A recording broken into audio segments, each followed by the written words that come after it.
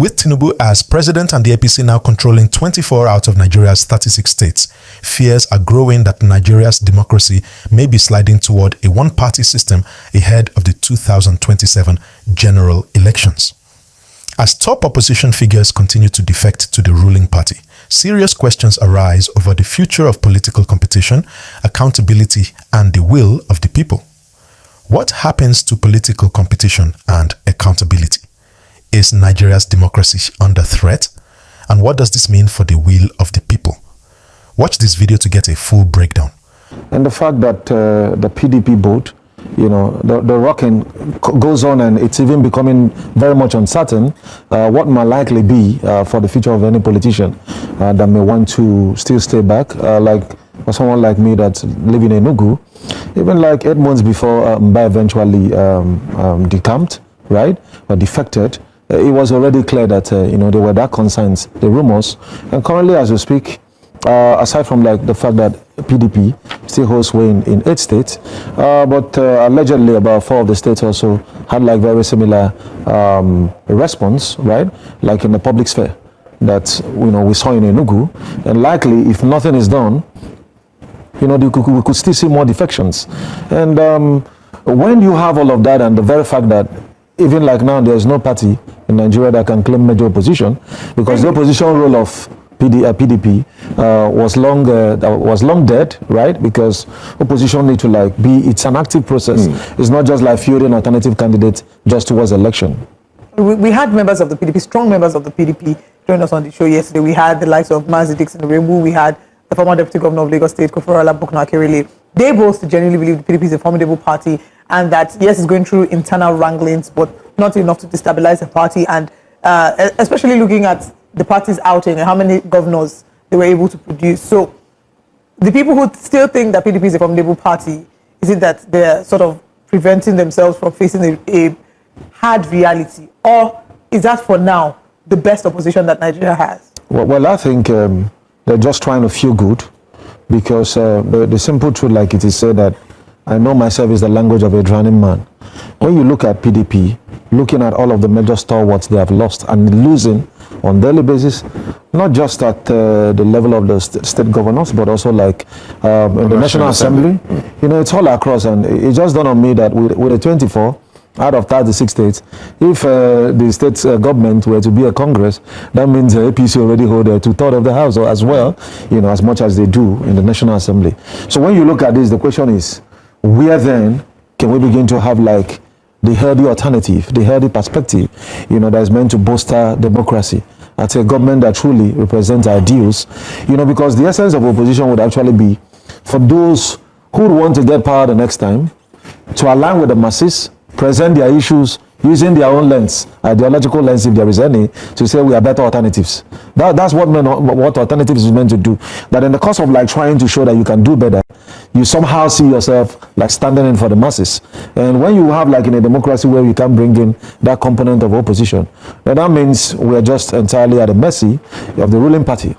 Now, Mr. Okenwa, supporters of the ruling APC will disagree with you. They will say, why are you being alarmist? Because this is not the first time it's happening. When PDP held sway, you had members of the opposition decamp to join the ruling party. That's just our nature as Nigerians. We like to go where the light is bright. Having said that, they also would say that there's something called internal democracy, that even if they move to the APC, that the APC has internal democratic structures that will screen and also give everyone a level playing field. Does that argument hold water? Well, I think it doesn't hold as much as water as it should, because if you look at how the political climate in Nigeria has evolved, I mean, when PDP pretty much came on board in the Fourth Republic, was like the dominant party. Until APC came, we never really saw like a major opposition. And having like those two parties that, seemingly were just like the Democrats and the Republicans in the US, we would have expected that that would have, continued to be like something that would strengthen our political and democratic culture in Nigeria. And so just about the assurance of a thought force, which we saw like in the 2023 election. And then now losing out all of that, like we see how the Labour Party is disintegrating, like very much. And then you also see that for PDP, So just about the time where like the political climate was almost becoming very healthy, we are now going back to, you could see the reference APC is making. Like they're as far back as, you understand, when the But the politicians say, they're joining APC because they're doing a good job, they want to align. Not at all. You don't believe that? No, not at all. Certainly not. Certainly not. I just want us to look at this. My question will be a two-part question. The first one is just scrolling through some of the newspapers. ADC accuses APC of infiltrating opposition coalition. Leaders in Kaduna, you have that. You also have Labour Party accuses APC of plotting to infiltrate its ranks. And then the same Labour Party, you also have a different view where Julius Abure, the embattled leader of the Labour Party, says APC is not infiltrating. My question simply is, we've seen different political parties accuse the APC of infiltration. And then it seems like in that same party, while it's accusing the APC, there are a few members in that party that are denying that the APC is infiltrated. So are we seeing, or are we looking at a case where there is an infiltration? Maybe there could be.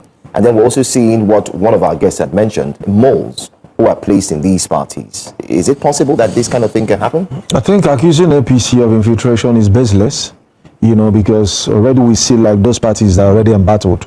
And it's more or less like internal leadership crisis, whether it's in Labour or in PDP. So you can't begin to blame APC for that. I mean, APC is just like only taking advantage of the very fact that there are crises. And which party wouldn't want to welcome new defectors? It makes you stronger. But the concern would actually be that we should be able to look at the bigger picture. Mr. President also should be able to look at the bigger picture if we actually mean well for the democratic culture. I think it might be a time to begin to wonder, finding out reason why are these guys defecting. Like for a governor of a state, right? You're talking about subnational, to leave the platform on which he gained access to power. I mean, sometimes it's second-term governance. That's another conversation. It's a very serious thing, right? Because shouldn't there be stringent laws put in place? There shouldn't that be part of the reforms that Nigerians are calling for, not just on the elections, but on the outcome of the elections, that should a candidate win under a political party, he or she cannot. But the laws are there. For the parliament, they're moving because it's more stringent for parliamentarians because it says they have to be able to prove some sort of crisis, but it's not specific. And then for executives, I think it's a bit lax, but we might have to, like Joe said, be more stringent, create more stringent laws that would work on defections. But like they say, politics is a game of numbers. My question to you is, all these defections and all these statements that are being made, for example, Governor Monday Okpebholo has promised 2 million votes for the president in 2027. Do they reflect the will of the people? And once a governor defects, does it mean that his support base is defecting with him? Does it guarantee the votes he came to power with in his new party? So, I mean, from an empirical standpoint, as someone who's living in Enugu for years and like a launch pad, I could tell you the few, like except for those that are politically aware, who knows that, I mean, from Ba, it's political survivor, even though for the optics, it is to align Enugu to the center, right? But I can tell you for free, there is that dissatisfaction. Some people feel it was just all of a sudden, right, a PDP state. How can you just do that? So was he under pressure to the camp? I think, well, using the word pressure might not be appropriate, right? Okay, you said political survival. How? Could you? Yes, political survival in the sense that with the way like PDP is embattled, it's really very clear that waiting to pick up a party nomination to run on that particular platform, you don't want to like feel the impact of maybe like dual leadership in a party or like an embattled party.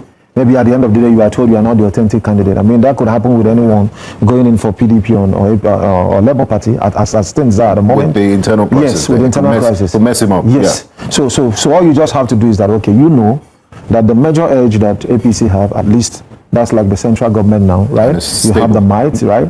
They have like sufficient influence over INEC and the judiciary.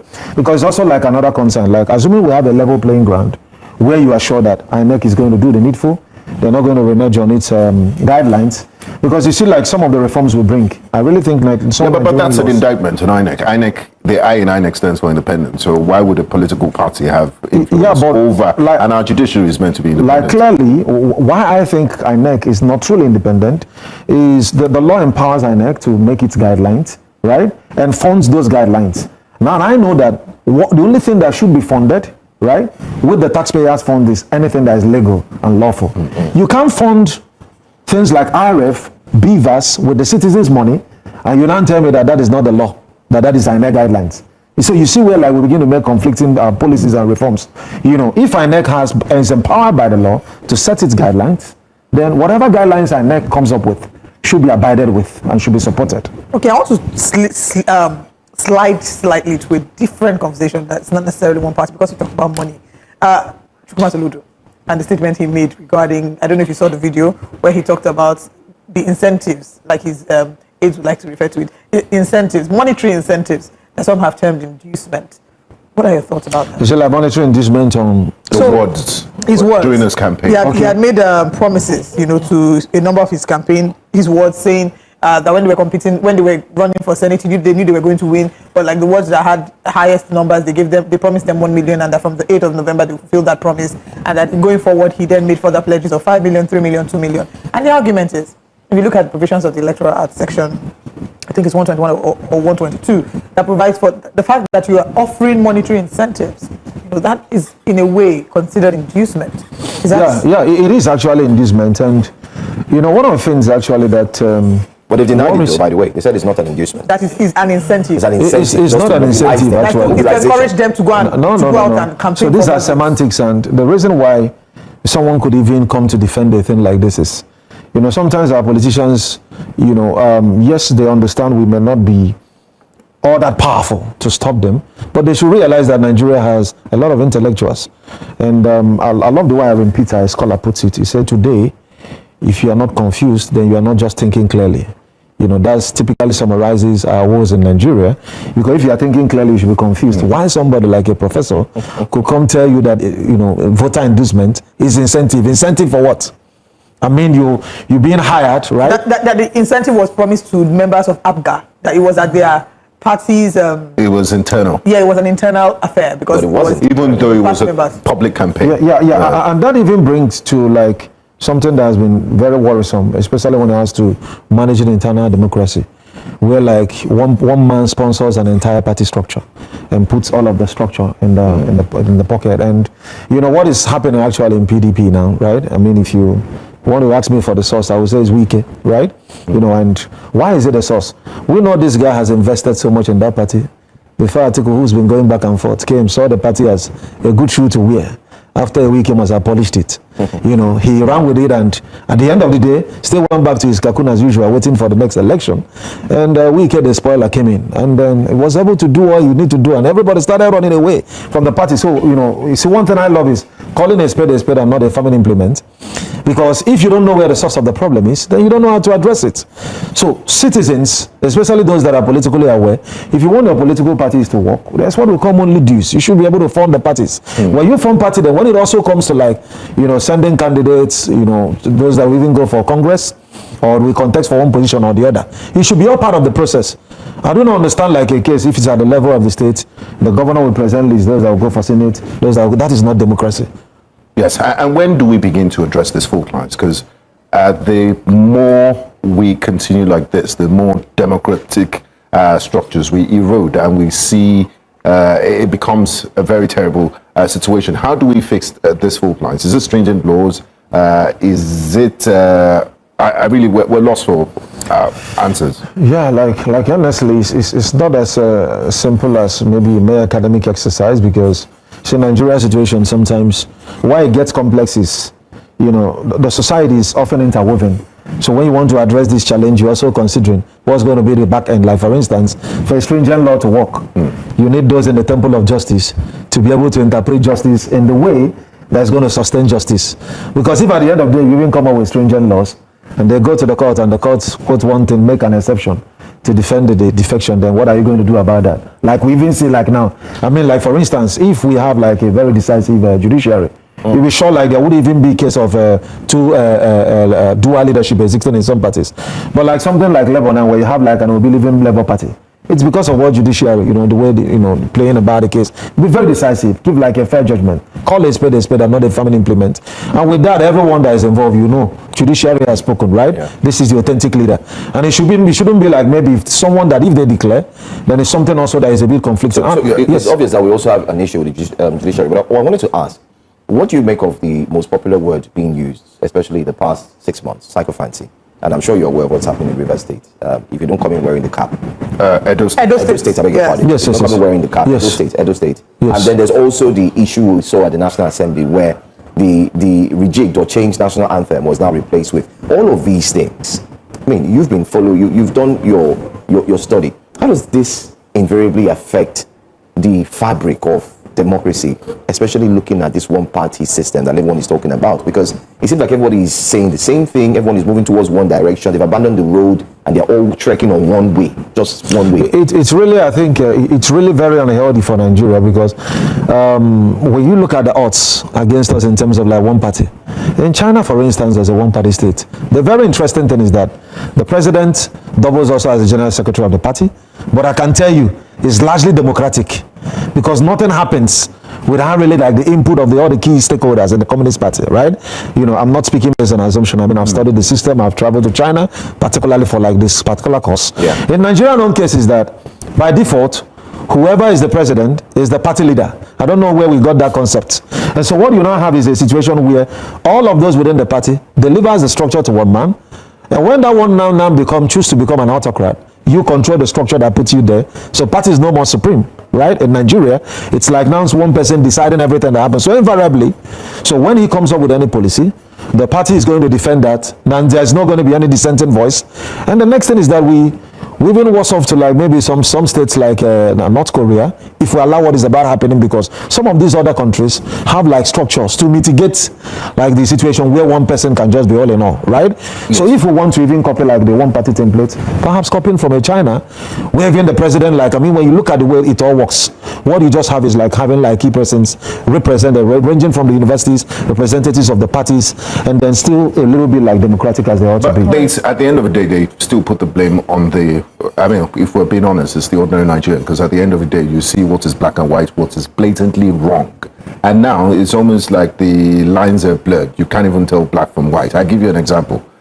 Just yesterday, the FCT Minister and his sons attended the 2025 Asia Pacific Cities Summit at Mayors Forum in Dubai, the United Arab Emirates. He traveled with two of his sons. And he also traveled with the APC chairman of River State and also the PDP chairman of River State. So imagine if you're an opposition politician, you have a field day going with this, but people would still excuse all of this, even though it's blatant abuse of office on taxpayers' funds. So how do we begin to correct some of these anomalies and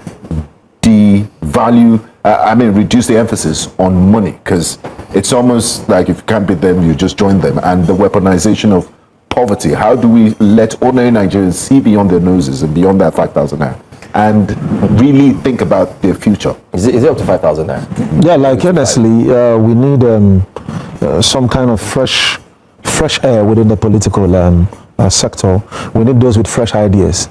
You know, over time we've always been talking about, crying out the fact that our parties are not ideological. And the question of ideology actually answers, who is this party meant for? Like in the US, when you talk about Democrats, you are talking about liberals. Yes, left. Yes, when you're talking about the Republicans, you're talking about conservatives, right? You know, so the question now when you say APC, PDP, who is APC meant for, right? you know, people don't understand until, except you stay in some of those societies, you realize that it's as serious as someone either may be converting from Islam to Christianity or Christianity to Islam. It's not as easy process, because these religions are very ideological. That's the way it is in America. Like for somebody, yes. You know, because it's entirely different thing. So when a Democrat is in power, right, they talk about globalization against nationalism, right? Open borders. Like everything is just all about, okay, the approach towards making America great is entirely different. Yeah. You know, just like when you come in family, some people believe spare the rod and let the child spoil. So ideology is ideology is the most very foundational thing. But they say you can't have ideology when you're hungry. Exactly. No, you see, so see the thing, the very point, and I think, so sometimes I think the problem with Nigeria and the average Nigerian mass that you see is that of that elitist deceit, elite deceit, right? Because if you blame the mass that they are hungry and maybe they come out for political campaign and you don't negotiate what will carry you for the next 4 years, how hungry is that your hunger? Like something that if you just take pepper soup that day or just a bottle of beer at 1,000 that a politician gave you, I mean, you are so cheap. What happens you understand what happens the next day? And it's, I mean, you don't need rocket science, you don't need to know calculus and coordinate geometry for you to know that this 1,000 is not there. So how are we going to call that hunger? But the problem is that you see like some elites, right, within those political parties that should even ensure that things work well. You know what happens at the end of the day? You know, it's like, Baba, anything that Baba decides. That it's just like, very, very funny enough, like I've served in a government board before, right? You know, in Enugu State, where I served as a permanent board member of a board that controls in all the public state schools. An interesting thing, when I was called to serve like my region, the other two guys that came on board, like the usual thing of, okay, this is the chairman. And I said, what? We are going to follow the bylaws. I said, chairman, I don't care you are related to His Excellency. We must do this work as it ought to be done. That's the kind of spirit that you understand? So we need people that can begin to, right? So sometimes I begin to wonder why. I mean, you just have like all across the strata of Nigeria, people that jump certain ages in Nigeria to get to where they are. Because otherwise, if you have those that can hold leaders accountable, whether within the political party, like what happened in Enugu State, very funny enough, where just because the governor is the campaign, all of a sudden, if you were PDP Ward 1, you automatically become APC. I've not seen like... Well, he's not the first to do that. I'm telling you honestly. As well. Yeah, but there was some pushback. He was warning that if you don't move. But the funny thing is actually, is like I'm wondering, right? How can, and interestingly, after doing that, the current PDP chairman come and said, PDP is still alive. And I'm like, you are still alive, right? After like just right under your carpet. You are not talking about politically appointed people by the governor. You're not just talking about those maybe political office holders. You are talking about the structure. We really need to go now. I mean, at the end of the day, it's politics of hunger, politics of survival, and politics that lacks moral compass. That's what we're running right now. Thank you so much for joining us. Don't forget to like, share, and subscribe for more political updates.